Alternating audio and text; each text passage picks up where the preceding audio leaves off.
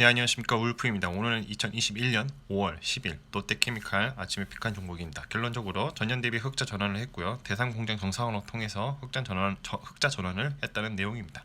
주가 추세상 디스카운트 하단에서 반등을 하고 있습니다. 투자 아이디어인데 에틸렌 잘 팔리고 수지 제품도 잘 팔리고 각종 소재 잘 팔리고 있습니다. 그래서 주식은 뭐다? 결국은 배당 확대다. 배당이다. 배당 확대가 예상이 된답니다. 더욱이 LG 롯데케미칼 같은 경우에는 ESG 사업 부분을 확대하기 때문에 전기차 소재 산업과 그리고 수소 사업을 할 것이다 생각하고 있다, 이런 내용이 있습니다. Y포인트, 셀포인트 디스카운트 하단 추세에서 반등을 하고 있고요. 빨간 선이 제가 말씀드렸지만 프리미엄 구간입니다. 여기서 더 올라가려면 프리미엄을 주고 올라가는 거고요. 디스카운트는 파란색 선입니다. 근데 두 개가 있죠. 이건 추세선이 두 개가 있는 겁니다.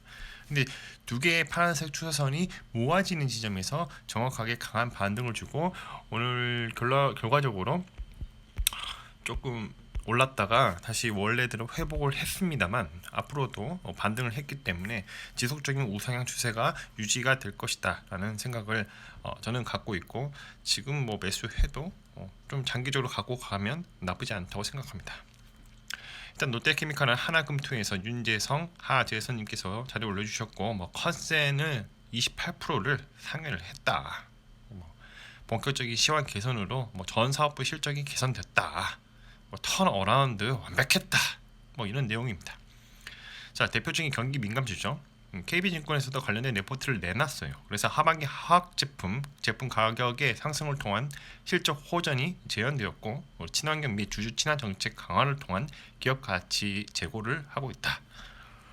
자, 그래서 정확하게 좀 다른 뉴스를 갖고 왔는데, 배당에 관련된 이야기가 뭐냐, 컨퍼런스 콜에서 배당 확대 가능성에 대해서 질문을 받았고요. 당사는 배당 상량 30% 정책을 수립하고 지속적인 배당을 확대하고자 해왔다. 그래서 작년 대비 배당이 큰 폭으로 확대될 것으로 예상하고 있다. 그냥 아주는 아니라고 했어요. 하지만 배당을 많이 줄 것이다. 자, 롯데케미칼 같은 경우에는 케미칼 리사이클 제품, 그리고 CO2 분리막, 그리고 2차 전지 전해질 투자 사업 등을 검토 중이라고 되어 있어요. 앞으로도 어떤 사업을 할 것이라고 되어 있죠. ESG, 완벽한 ESG 환경을 생각하는 그런 업체로 거듭나고 발전할 것이다. 그런 내용을 알 수가 있습니다. 친환경 사업과 관련된 전기차 소재 그리고 수소 사업을 검토하는 것으로 알려졌다. 자, 그러면 원래는 뭐하는 회사인가? 플라스틱 원재료 만드는 회사입니다. 우리가 쓰고 있는 각종, 보시면 알겠지만 제품이 에틸렌, 프로필렌 한 번씩은 들어보셨죠? 그런 제품의 원재료를 만드는 회사고, 그런 원재료를 만들어서 2차 가공업체한테 파는 회사입니다. 그러니까 경기가 좋으면 그런 제품들이 자꾸 나가겠죠. 자꾸 만들어야 되니까. 그러면 롯데케미칼의 원재료가 많이 필요할 것입니다. 서브스토리입니다. 자산 가격 너무 부풀어 올라 폭락의 위험이 있다. 자, 미 연준의 경고, 자산의 가격이 너무 부풀러서 폭락의 위험이 있다는데, 사실 이 내용의 핵심은 큰 하락이라는 표현은 작년 5월부터 있었던 표현이었어요. 이거는 제가 요약한 건데 이게 정말 놀랄 일은 아니라는 거죠. 거기에 있는 사유가 중요한 거예요. 이번 5월 달에는 무슨 내용이냐? 위험 선호 성향의 감소라고 그런 표현을 쓰다 보니까 자산 가격이 너무 부풀러서 폭락의 위험이 있다고 이런 식으로 좀 자극적으로 나온 것 같습니다. 자, Remember Now 이 장차상 일자가 2021년 5월 10일 오늘자 내용 잠깐 간단하게 요약을 하자면 좀 글이 많아요. 근데 핵심만 간단히 말씀드리면 6월 1일부터 주택 양도세 중과되고 종부세율이 인상되죠. 근데 나올 물량은 다 나왔어요. 버티는 사람만 이제 남아 있는 거예요. 매물이 없습니다. 매물도 없고 처분 생각도 없고 다주택자들이 변화가 없습니다. 매도 물량도 없고 처분 생각도 없고, 그러다 보니까 매물도 없고 수요만 계속 증가하다 보니까 서울 집값은 어떻게 된다? 수도권 집값은 어떻게 된다? 앞으로도 올라간다. 자, 기대에 못 미친 미국의 고용성적표, 경기 회복만 생각만큼 빠르지 않다라고 했는데, 실업수당이 너무 풍족해서 적극적으로 일자리 안 구해서 그렇다는 내용이 있습니다. 어쨌거나 테이퍼는 물 건너갔고요. 금리 인상은 한참 남았습니다.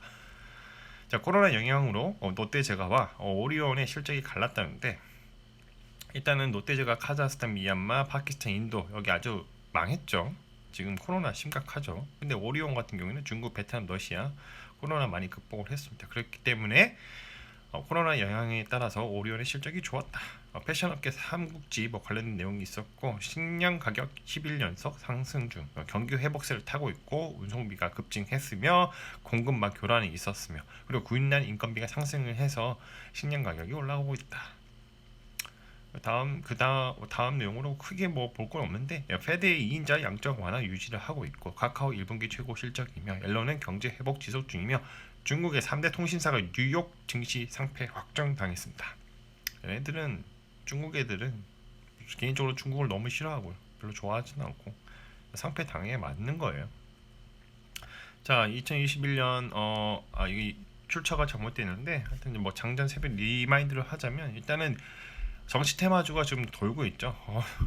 대통령은 이재명이다. 뭐 대통령은 윤석열이다. 뭐 이런 내용들에 관련된 주가 왔다 갔다 하고 있고 머스크의 도지코인 쇼 폭망했고 그리고 미주 동안 컨테이너 운임이 7,000달러 돌파했답니다. 최고 갱신이죠.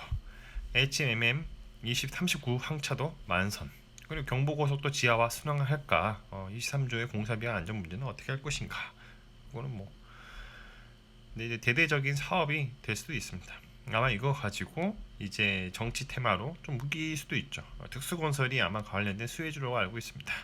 넷플릭스 대항마 디즈니 플러스 국내 출시 진출 임박을 하고 있고요. 시장 판동 어떻게 들어갈 것인가, 어떤 통신사와 손을 잡을 것인가. SKT는 좀 아니라고 보고 있어요. U 플러스 아니면 KT인데 일단 U 플러스는 넷플릭스랑 손잡고 있죠. 그런데 손잡고 있다고 해서 안 하려는 법은 없다. U 플러스도 충분히 가능성이 있다. 매듭이 피울한 이유, 고용 쇼크를 이해하는 법. 현재 연준 미국 정책은 자산 시장 가격만 끌어올려서는 위험할 수 있다는 것을 알려주고 있어요. 그리고 한국을 추정하는 ETF 자금이 유출이 우려되고 그러나 현재 금융 환경을 고드락스 정의하며 주식 시장에서는 매우 좋은 환경이라는 거죠. 주말에 발표된 고용 지표는 결과론적으로 인플레와 디플레 논란이 아니라 더 중요한 것은 좀 시간이 필요하다. 고용이 제일 중요하기 때문에 인내심을 좀 가지자라는 내용입니다. 자, 그리고 이제 아까 지금 고용 얘기 나왔잖아요. 호의가 지속되면 권리인 줄 알아요. 이게 누구나 마찬가지입니다. 자, 실업급여를 당연하게 받아들이는 순간 이게 사회주의의 시대를 여는 것입니다, 여러분. 이게 돈 받고 편히 쉴 때가 좋았죠. 근데 이제는 일을 해야죠. 언제까지 실업급여를 받으면서 꿀 빨 것인가? 그러니까 고용이 안 늘어난 겁니다. 어느 정도 했으면 더 이상 그만 받아먹고 일해라. 강제성을 띄어야 돼요. 근데 이제 백신이 어느 정도 보급이 되어야 하는 부분도 있고 고용이 좀 쉽게 그럴 수 있는 환경을 좀 제공을 해야겠죠. 근데 사람이 계속 받아먹으면 계속 놀고 싶은 게 사람 마음이거든요. 그래서 이제 신흥구트 매크로 올려주신 분이 이제 추가 실업급여가 초래한 고용 개선세 둔화에 따라서 지금 그렇게 고용이 확 늘지는 못했다. 꿀 빨고 있으니까 그런 내용입니다. 자, 마무리하겠습니다. 가격은 어떻게 결정되니까 수요와 공급의 법칙을 따른다.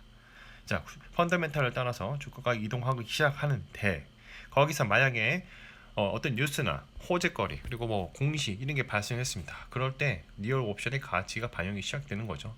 가격에 논란이 발생하는 것입니다. 정말로 이 가격으로 평가가 받는 게 맞는가? 그렇기 때문에 주가는 계단식으로 상승하고 그 와중에 가속화가 발생합니다. 리얼 옵션의 가치가 최대치일 때 가격이 바뀌었으므로 생각이 바뀌는 거죠. 누군가는 매도할 것이고 누군가는 매수할 것입니다. 그런 와중에 시간이 지나면 주가의 흐름은 원래 펀더멘털로 수렴하게 되는 것이고요. 그러다 보면 시간이 지나서 리얼 옵션 만기로 주가는 다시 펀더멘털로 따라서 올라가게 됩니다. 모든 가격은 시간에 종속되어 있습니다. 그렇죠. 중요한 거는 세상에는 영원한 건 없습니다. 자, 오늘은 롯데케미칼에도 말씀을 드려봤고요. 리마인드를 하자면 전년 대비 흑자 전환, 대상공장 정상화했고 물건도 잘 팔리고 원재료도 잘 나가고 그리고 이 회사가 ESG 사업 부분을 확대를 한다. 전기차 소재, 뭐 신소재 사업 그리고 수소 사업을 할 것이다. 진정한 ESG 업체로 거듭날 것이다. 그리고 주가 추세상 디스카운트 하단에서 반등을 하고 있으니 중기적인 장기적인 추세를 봤을 때 계속적인 우상향이 기대가 된다라는 내용입니다. 컨텐츠가 좋았다면 구독과 좋아요 알람 설정 부탁드립니다. 오늘도 감사드립니다.